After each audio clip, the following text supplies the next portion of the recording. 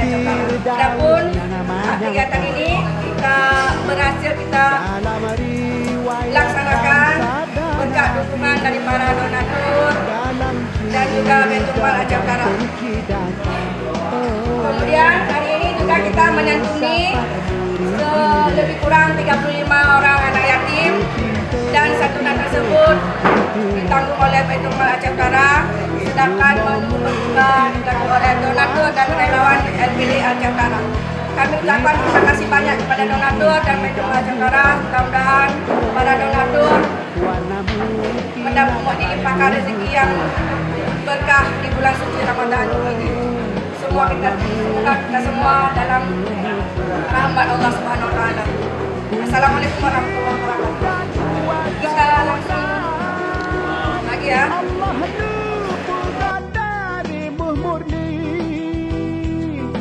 Dari perak lagak lupakan, dari aku kuasa Rabbi, mudulnya tak kuasa kudrat, sinar ke tempat dalam jannati, terbuka kuncinya udul kaan, syurga tempat sajangan Nabi.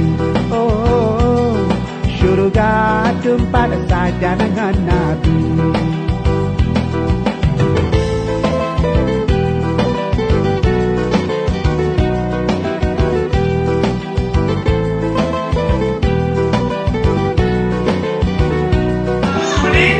Alhamdulillah. Syurga Firdaus nyang kata dalam riwayat bangsa dan Nabi, dalam ciruga gampung Cidata. Oh, rumah mesapat meriti-riti, berpintu-pintu kunci gelana, rumahmu tingkat kuasa Rabbi, di anu kunci tidak lepakan. Oh, warna mekilat ban memepudi,